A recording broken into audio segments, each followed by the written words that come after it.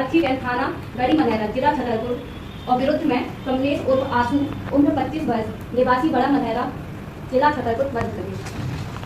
मानसी अभियोजन पक्ष के द्वारा बताया गया प्रकरण कुछ इस प्रकार है कि आरोपी के विरुद्ध भारतीय न्याय संहिता की धारा 137, धारा 96, धारा 67 एवं लैंगिक अपराधों से बालकों का संरक्षण अधिनियम की धारा 5(1)(j)(2) तथा सह धारा 6 तथा अनुसूचित जाति जनजाति अत्याचार निवारण अधिनियम की धारा 325 तथा धारा 3251 के अंतर्गत दंडनीय अपराध के आरोप हैं कि उसने दिनांक 14/11/2024 को 11:59 तथा 15/11/2024 को रात को 1 बजे के मध्य फरियादी के रहवासी वार्ड मकान 14 दूल्हा मोहल्ला थाना गढ़ी मलहरा जिला छतरपुर के अंतर्गत आवास कवियोत्री को उसके माता पिता की विधिवत संरक्षिता में से उनकी सहमति के बिना ले जाकर व्यवहरण किया तथा व्यवहरण इस आशय से किया कि उसे अभियुक्त संभोग के लिए विवश किया जाएगा और उक्त दिनांक के 4-5 माह पूर्व से गढ़ी मलहरा में बनी झोपड़ी में उक्त आवास कवियोत्री के साथ बारंबार बलात्कार किया जा रहा था तथा उक्त कृत्य द्वारा गुरुतर प्रवेशन लैंगिक हमला किया गया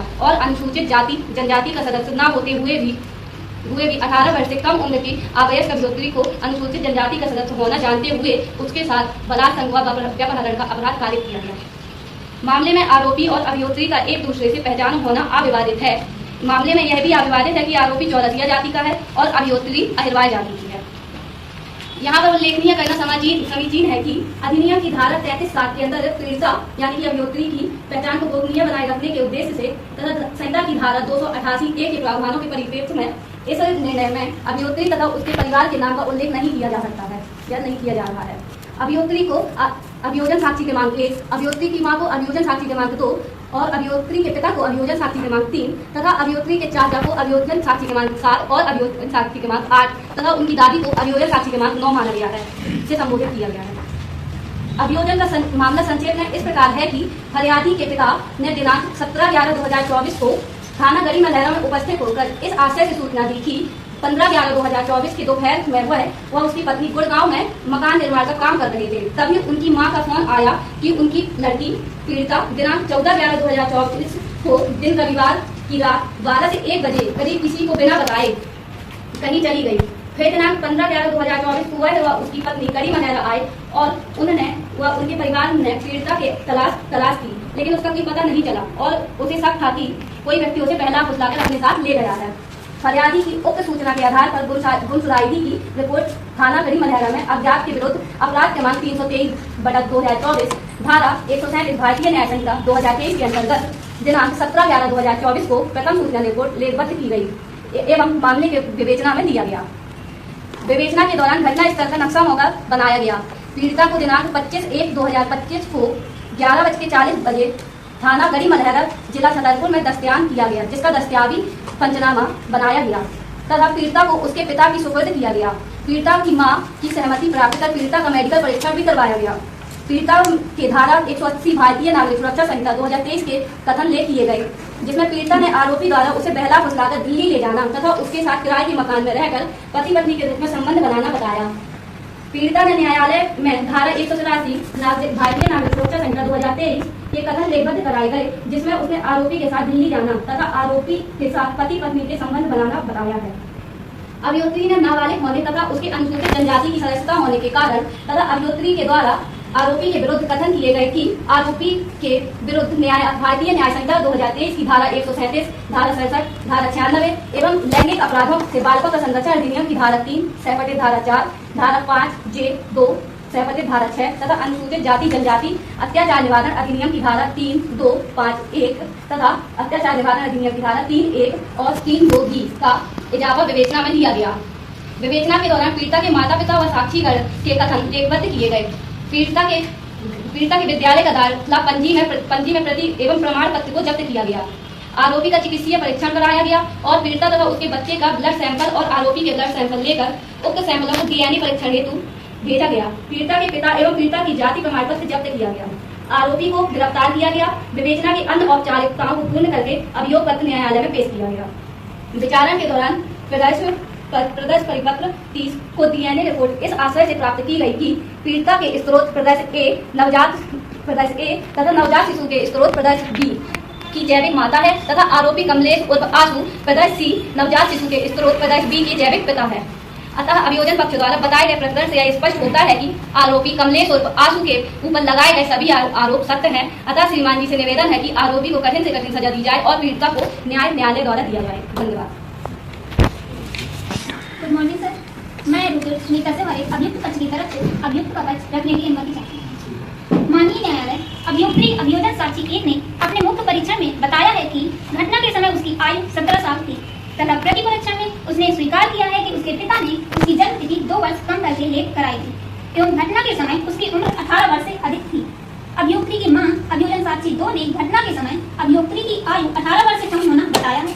इसी प्रकार अभियुक्ति के पिता अभियोजन साक्षी 3 ने अभियुक्ति की उम्र घटना के समय 17 वर्ष होना बताया। इस प्रकार अभियुक्ति के स्वयं के मौखिक कथन में उसकी आयु घटना के समय 18 वर्ष से कम होने के संबंध में विरोधाभास है। अभियुक्ति की मां अभियोजन साक्षी 2 ने भी प्रति परीक्षण में यह स्वीकार किया है कि उसे अभियुक्ति की सही उम्र पता नहीं है। इस प्रकार अभियुक्ति के मां के मौखिक कथन में अभियुक्ति की आयु के संबंध में विरोधाभास है तथा अभियुक्ति के पिता अभियोजन साक्षी 3 व अभियुक्ति अभियोजन साक्षी 1 के कथन अभियुक्ति की आयु के संबंध में आपस में विरोधाभासी है। श्रीमान जी, अभियोजन की ओर से अभियुक्ति की आयु को प्रमाणित करने के लिए प्रधानाध्यापक डीपी मेमोरियल स्कूल रानी चौरसिया अभियोजन साक्षी 10 की साक्ष्य कराई गई, जिसके द्वारा मुख्य परीक्षण में प्रकट किया गया है कि वह उक्त स्कूल में प्रधानाध्यापक के पद पर है। थाना प्रभारी थाना गढ़ी मलहरा के अनुरोध पर उसने पीड़िता की आयु के संबंध में दाखिला पंजी की सत्यापित प्रति प्रदर्श P21C व प्रमाणीकरण प्रदर्श P22 प्रदान किया था, जिस पर उसके हस्ताक्षर हैं। मूल प्रवेश पंजी प्रदर्श P21 है तथा प्रवेश पंजी के प्रवेश क्रमांक 95 पर पीड़िता की जन्म तिथि 29/6/2004 अंकित है। पीड़िता को कक्षा 1 में दिनांक 18/6/2011 को प्रवेश दिया गया था। इस प्रकार पीड़िता की आयु के संबंध में दस्तावेजी साक्ष्य के रूप में उसकी कक्षा 1 की दाखिला पंजी शिक्षक रानी चौरसिया अभियोजन साक्षी 10 द्वारा प्रस्तुत की गई है, जिसने दाखिला पंजी प्रदर्श P21 का समर्थन करते हुए उक्त प्रवेश पंजी में पीड़िता की जन्म तिथि 29/6/2004 लेख होने का समर्थन किया।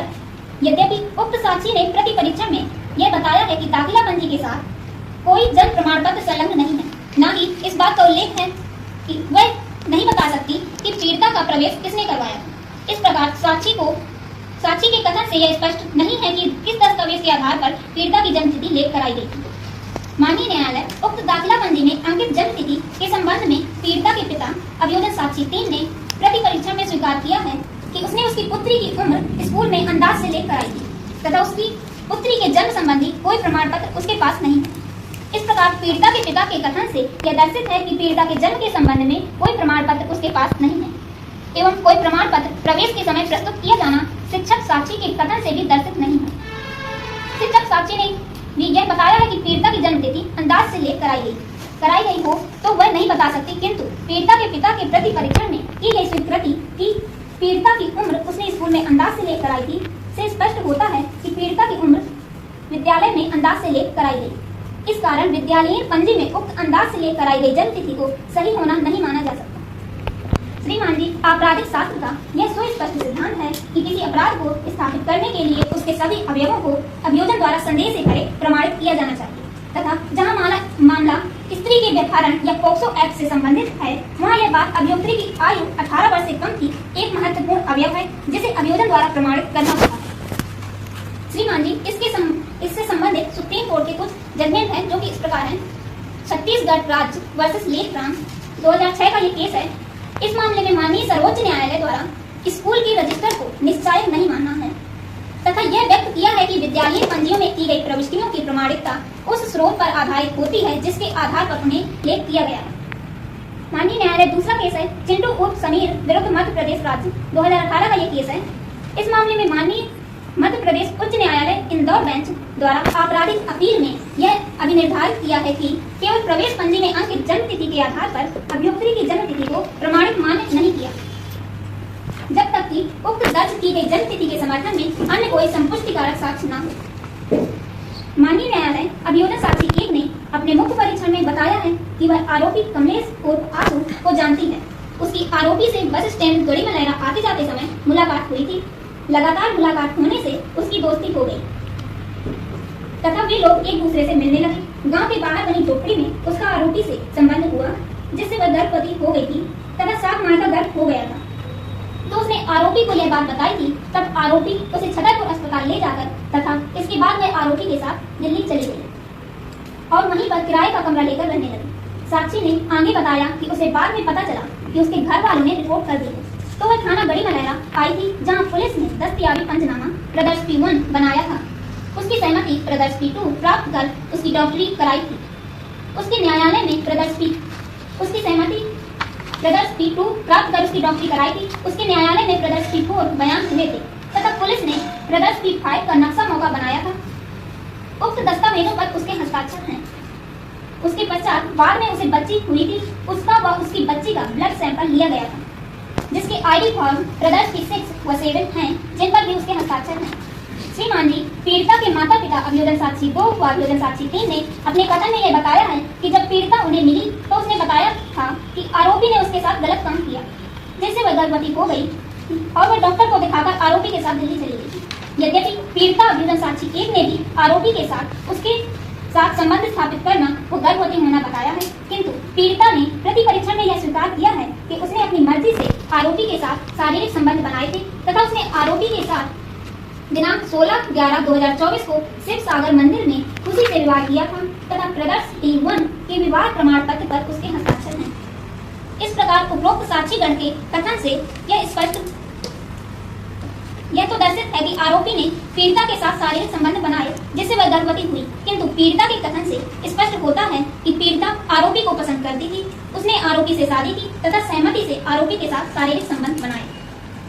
माननीय न्यायालय, पीड़िता ने आरोपी को पसंद करना तथा सहमति से शारीरिक संबंध स्थापित करना बताया है तथा बताया है कि वह घर वालों के डर के कारण अपनी मर्जी से आरोपी के साथ दिल्ली गई एवं न्यायालयीय कथन में भी पीड़िता ने स्वयं आरोपी के साथ दिल्ली जाना बताया है तथा आरोपी के द्वारा उसे बहला फुसलाकर ले जाया गया हो, इस संबंध में पीड़िता ने कोई कथन नहीं किया।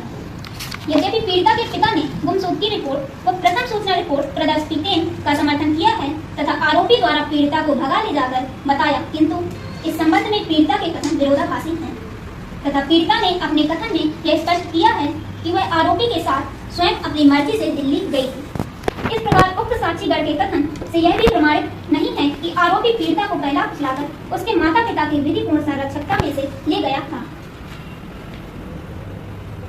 अभियुक्ति को अभी कथित घटना दिनांक को 18 वर्ष से कम उम्र की होना प्रमाणित मान्य नहीं किया है। मामले में पीड़िता का वयस्क होना पाया गया, तब वयस्क स्त्री का किसी पुरुष से स्वेच्छा व सहमति से विवाह करना, शारीरिक संबंध बनाना किसी अपराध की श्रेणी में नहीं आता। इससे संबंधित सुप्रीम कोर्ट के कुछ जजमेंट हैं।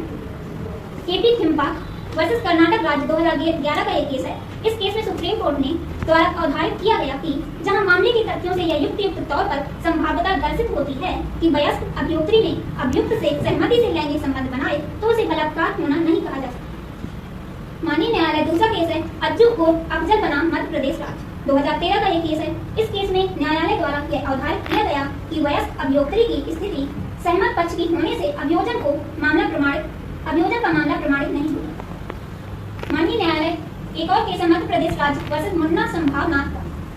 इस केस में माननीय सर्वोच्च न्यायालय द्वारा यह अभिनिर्धारित किया गया कि जहां अभिलेख में आई साक्ष्य से यह दर्शित होता है कि अभियुक्त्री 18 वर्ष से कम की नहीं है और वह अपनी सहमति देने में सक्षम है, तो बलात्कार का प्रश्न उत्पन्न नहीं होता, क्योंकि सहमति से संभोग होना साबित होगा।